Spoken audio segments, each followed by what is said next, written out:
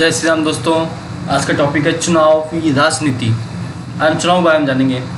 चुनाव क्यों करते हैं, क्यों जरूरी है, ना करें तो क्या हो जाएगा, जिसको हम चुनते हैं वो क्या कहलाता है, वो नियम पारित करता है तो उस नियम को क्या कहते हैं, आज हम इस टॉपिक के द्वारा जानेंगे। तो छोटा सा टॉपिक है, कुछ देर में समझ जाएंगे आप। NCERT सिलेबस है, NIU सिलेबस है, मिक्स है। प्लीज़ बने रहिए हमारे साथ, देखते हैं चुनावी राजनीति क्या होती है। दोस्तों, हमें चुनाव की जरूरत क्यों होती है, आप क्यों किसी के चुनाव करते हैं, ना करें तो क्या कर सकते हैं आप, क्या हो जाएगा समाज में, सोचा है आपने, जानते हैं आप? सभी मैं बताऊंगा आपको, थोड़ा सुचारू रूप से बताने की कोशिश करूंगा। अगर मैं गलत कहूँ तो मुझे कमेंट बॉक्स में बताइएगा कि हाँ ऐसी बात है। हमें चुनाव की जरूरत दोस्तों इसलिए पड़ती है ना कि चुनाव के दौरान हम अपने शासक को खुद चुनते हैं। हमारे पर कोई शासन ना करे, हम खुद चुने भैया, तुम देश संभालो, तुम राज्य संभालो, तुम जिला संभालो, तुम एक वार्ड संभालो, क्योंकि हम नहीं संभाल पा रहे हैं, हमारे लोग नहीं संभाल रहे, क्योंकि सबकी सहमति हो, बहुमत हो, इसलिए चुनाव करते हैं। इसलिए ज़्यादातर लोकतांत्रिक शासन व्यवस्थाओं में लोग अपने प्रतिनिधियों के माध्यम से ही शासन करते हैं। और आपने चुन लिया व्यक्ति को, उसने काम नहीं किया भैया, नेक्स्ट चुनाव में आपने उसको वोट ही नहीं दिया, हार गया भाई साहब, दोबारा लाइन में आ जाएंगे। समझ गए? और दोस्तों, चुनाव क्या है, मैंने बताया चुनाव क्यों करते हैं, जरूरत क्यों पड़ी, और चुनाव क्या है जिससे लोग एक नियमित अंतराल पर अपने प्रतिनिधियों को चुन सकें और यदि इच्छा हो तो उन्हें बदल भी दें, और इसी व्यवस्था को हम चुनाव करते हैं। इसी तरह दोस्तों, चुनाव में मतदाता किस प्रकार से चुनाव करते हैं, कई प्रकार से चुनाव करते हैं यार। सरकार बनाने में बड़े फैसले करने वालों को चुनाव कर सकते हैं, अपने लिए कानून बनाने वालों को चुनाव कर सकते हैं, सरकार द्वारा उसके द्वारा बनाने वाले कानूनों का दिशा निर्देश करने वाली पार्टी को चुनाव कर सकते हैं। इस प्रकार दोस्तों चुनाव करते हैं।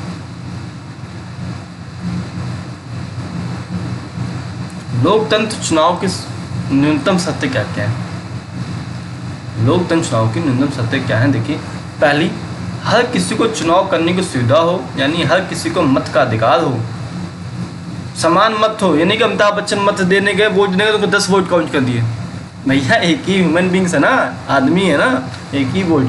तो चला अपने प्रधानमंत्री वोट देने गए तो उनका प्रधानमंत्री है, नहीं नहीं नहीं नहीं, उनको 1000 वोट काउंट कर दो, नहीं, एक ही काउंट होगा, ठीक, मत समान मत अधिकार हो। दूसरा, चुनाव में कुछ विकल्प हो, पार्टियों उम्मीदवारों को चुनाव में उतरने की पूरी आज़ादी हो, मतदाताओं के लिए विकल्प पेश कर दें। ये नहीं कि सपा ही लड़ेगी, भाजपा ही लड़ेगी, बस अब तो भाजपा ही है तो भाजपा ही लड़ेगी, नहीं, सभी लोग लड़ेंगे, जिसका मन हो, जीत पाओ तो जीत लो, आपने काम किया तब जीत जाएंगे। तीसरा, चुनाव का अक्सर नियमित अंतराल पर उपलब्ध होता रहे और नए चुनाव कुछ वर्षों में जरूर किया जाना चाहिए, ये नहीं कि हो गया कर दिया भाई। चौथा, लोग जिसे चाहें वास्तव में चुनाव उसी का होना चाहिए। पाँचवा, चुनाव सबसे इम्पोर्टेंट निष्पक्ष स्वतंत्र ढंग से कराया जाना चाहिए, जिससे लोग सचमुच अपनी अपनी इच्छा से अपने उम्मीदवार का चुनाव कर सकें। दोस्तों, मैंने तो कभी देखा नहीं और सुना है, और वैसा नहीं कभी हुआ नहीं। गाँव में प्रधानमंत्री चुनाव होता था, लोग दबंगई करते थे, निष्पक्ष स्वतंत्र चुनाव नहीं हुआ, तो इस प्रकार के चुनाव ना हो। लोकसभा तथा विधानसभा के चुनाव कितने वर्ष बाद होते हैं भैया? 5 वर्ष बाद होते हैं, ठीक। आम चुनाव किसे कहते हैं? आम खाने वाला नहीं है, आम चुनाव है। सभी चुनाव क्षेत्रों में एक ही दिन अथवा एक छोटे अंतराल में अलग अलग दिन चुनाव होते हों, उन्हें आम चुनाव कहते हैं। उपचुनाव किसे कहते हैं? कई बार केवल एक क्षेत्र में चुनाव हो जो किसी सदस्य की मृत्यु अथवा इस्तीफे से खाली हो जाए, उसे हम उपचुनाव कहते हैं, ठीक है। निर्वाचन क्षेत्र किसे कहते हैं? चुनाव के उद्देश्य से पूरे देश को अनेक क्षेत्रों में बांट लिया जाए, उन्हें हम निर्वाचन क्षेत्र कहते हैं। लोकसभा के चुनाव के लिए हमारे पास कितनी सीटें हैं दोस्तों? निर्वाचन सीटें 543 निर्वाचन क्षेत्र हैं। संसद सदस्य किसे कहते हैं? प्रत्येक क्षेत्र से चुने गए प्रतिनिधियों को हम संसद सदस्य कहते हैं। लोकतांत्रिक चुनाव की महत्वपूर्ण विशेषता क्या दोस्तों? हर वोट का बराबर मूल्य आपको बता चुके हैं। विधायक किसे कहते हैं? भैया विधानसभा की सीटों से निर्वाचित प्रतिनिधि जो होगा वो विधायक लाएगा। निर्वाचन क्षेत्रों को सीट क्यों कहा जाता है ये समझिए, क्योंकि हर क्षेत्र संसद तथा विधानसभा की सीट का प्रतिनिधित्व करता है, इसलिए निर्वाचन क्षेत्रों को सीट कहा जाता है। लोकसभा के अनुसूचित जातियों और अनुसूचित जनजातियों के लिए कितनी सीटें आरक्षित है? भैया लोकसभा के लिए अनुसूचित जो जातियां हैं उसके लिए 79, 81, अंग्रेजी में 79, और अनुसूचित जनजातियों को 41 सीटें आरक्षित है। अच्छी बात है, होनी चाहिए। अनुसूचित जनजातियों को भी प्रतिनिधित्व करने का मौका मिलना चाहिए। बेचारा सब लोग दूसरे चले गए, उनको बेचारा कुछ नहीं मिल पाएगा। ठीक है दोस्तों, मतदाता सूची और वोटर लिस्ट किसे कहते हैं? लोकतांत्रिक चुनाव में मतदान की योग्यता रखने वाले लोगों की सूची चुनाव से काफ़ी पहले बन जाती है और हर किसी को प्रदान कर दी जाती है।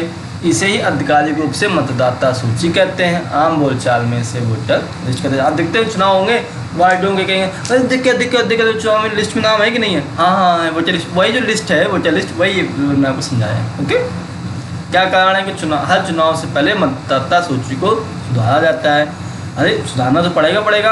आपका ट्रांसफ़र कहाँ हो गया, आप हो कि नहीं हो, मर गए हो कि जिंदा हो, कि नया बंदा आया है कि नहीं, इसीलिए होता है।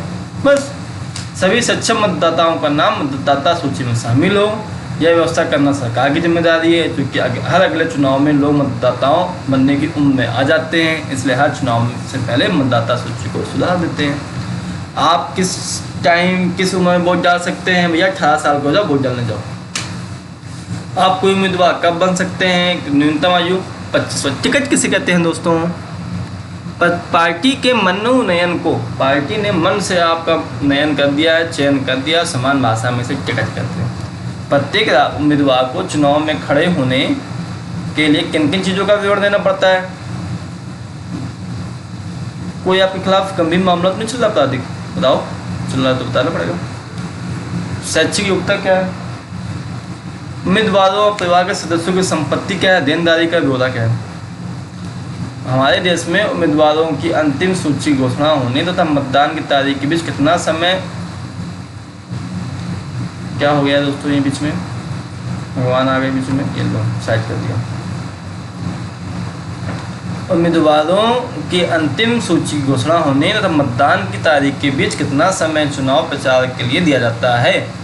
यह 2 सप्ताह दिया जाता है। ओके, और इंदिरा गांधी के नेतृत्व वाली कांग्रेस पार्टी ने 1971 के लोकसभा चुनाव के दौरान कौन सा नारा दिया? गरीबी हटाओ नारा दिया था, याद रखिएगा, 1971 में।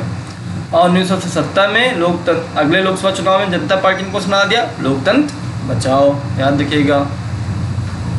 वामपंथी दलों ने 1977 में पश्चिम बंगाल विधानसभा में किसका नारा दिया था? जीवन जोतने वालों को। 1983 के अंत प्रदेश के विधानसभा चुनाव के दौरान तेलुगु देशम पार्टी के नेता एन.टी. रामाराव ने क्या नारा दिया था? तेलुगु स्वाभिमान। और चुनावों के कानूनों के अनुसार कोई भी उम्मीदवार तो पार्टी से काम नहीं कर सकता। क्या है मतलब? चुनाव के कानूनों के अनुसार कोई भी उम्मीदवार तो पार्टी ये सब काम नहीं कर सकता। क्या नहीं कर सकता? मतदाताओं का प्रलोभन देना, घूस देना और धमकी देना, जाति अथवा धर्म के नाम पर वोट मांगना। मिस्सा है तो वोट दे दो भैया, मिस्सा को ऐसा नहीं करना। चुनाव अभियान में सरकारी साधनों का उपयोग नहीं करना। पता चला तुम ही मुख्यमंत्री हो उस गाँव में, तुम सब यूज करने में लगे हो, नहीं, बंद हो जाता है। और लोकसभा चुनाव में एक निर्वाचन में 25 लाख या फिर विधानसभा चुनाव में 10 लाख रुपये से ज़्यादा खर्च कर दिया तो मुझे 25 लाख ही बहुत लगते हैं, लेकिन है लोग पर खर्च करते हैं। और हमारे देश के सभी आधार चार संहिता के अनुसार पार्टी को किन चीज़ों की मनाही होती है? कहते हैं आधार चार संहिता लगा दी है भैया। सरकारी वाहन विमान अधिकारियों का चुनाव में उपयोग, चुनाव प्रचार के लिए किसी धर्म स्थल का उपयोग, चुनाव की अधिघोषणा हो जाने के बाद मंत्री किसी बड़ी योजना का शिलान्यास, बड़े नीतिगत फैसले अथवा लोगों की सुधार देने वाले वादे नहीं कर सकता। और मुख्य चुनाव आयुक्त नियुक्ति कौन करता है? राष्ट्रपति। मत बोलिए। चुनाव संरचना का वर्णन कीजिए, करें, आइए। चुनाव का अंतिम चरण है मतदाताओं द्वारा वोट देना, और इस दिन को आम भाषा में हम चुनाव कहते हैं।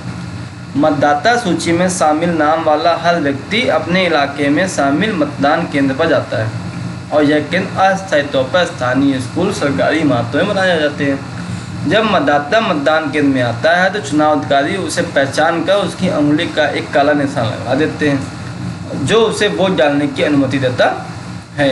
और मतदान के लिए वोटिंग मशीन का प्रयोग करते हैं। मशीन के ऊपर विभिन्न उम्मीदवारों का नाम, चुनाव चिन्ह बना होता है। निर्दलीय उम्मीदवारों को भी चुनाव अधिकारी द्वारा अलग चुनाव चिन्ह मिल जाता है और मतदाता को जिस भी उम्मीदवार को अपना वोट देना होता है उसके चिन्ह के बटन दबा देता है। मतदान पूरा होने पर वोटिंग मशीन को सील बंद करके सुरक्षित स्थान पर पहुँचा दिया जाता है। ऐसे ही हो गया।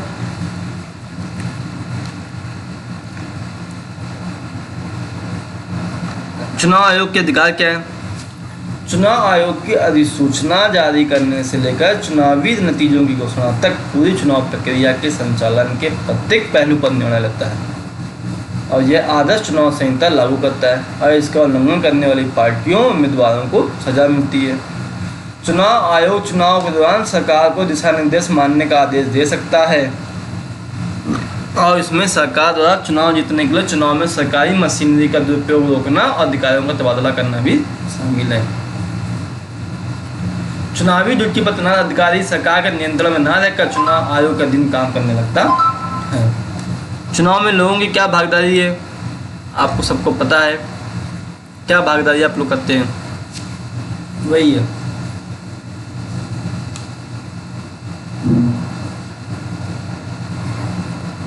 ठीक है दोस्तों, जब चुनाव हो जाए तो आप क्या क्या भागीदारी करते हैं बताने की ज़रूरत नहीं है मुझे। भारत में क्या चल रहा है? भारत में क्या है कि अमीर और बंदे लोगों के पीछे गरीब, निरक्षर, कमजोर लोग ज़्यादा संख्या में मतदान करते हैं। ये बात जो है ना बिल्कुल टैक्टफुली सही है कि जो अमीर तबका है वो चुनाव में ज़्यादा भाग नहीं लेता है।